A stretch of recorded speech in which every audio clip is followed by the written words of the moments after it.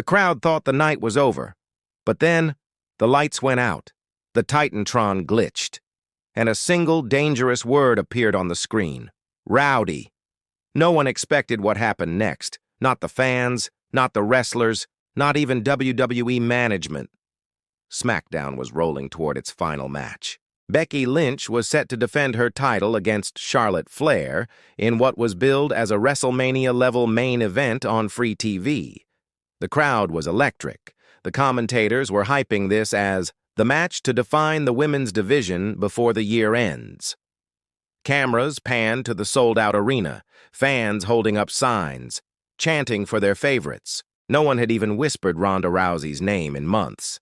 Rumors said she was done with wrestling, focusing on her family, maybe UFC commentary work. But the universe had other plans.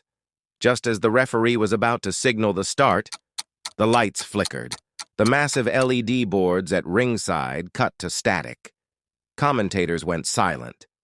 A grainy video appeared, slow-motion footage of fists being wrapped in black tape, a leather jacket tossed over broad shoulders. And then, the voice. "Did you miss me?" At first, the arena hesitated, confused. Then the crowd's energy exploded. Chants of "Ronda, Ronda, Ronda" shook the rafters. Becky Lynch froze in the ring, staring at the screen. Charlotte smirked, thinking it was a prank.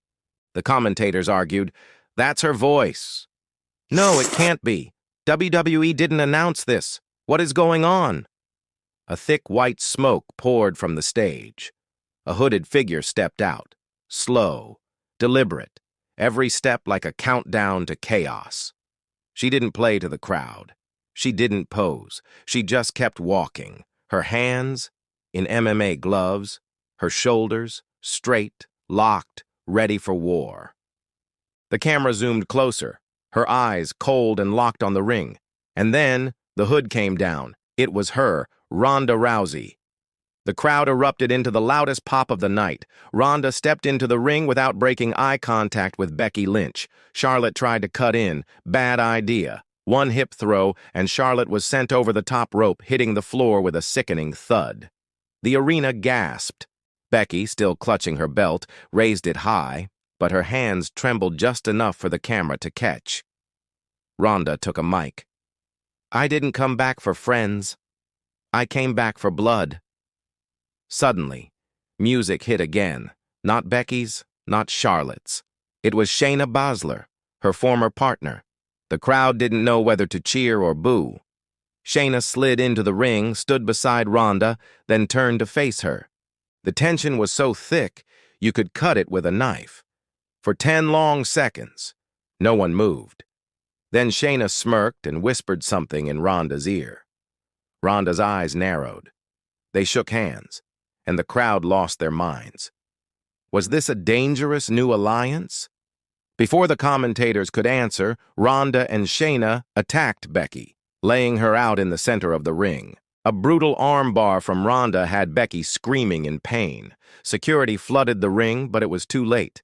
Damage done. Ronda grabbed the mic one last time.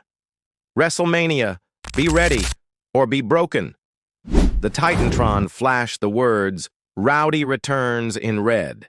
The crowd's roar carried as the screen faded to black, leaving one question burning in every fan's mind. Was this Ronda's return, or the beginning of WWE's most dangerous era?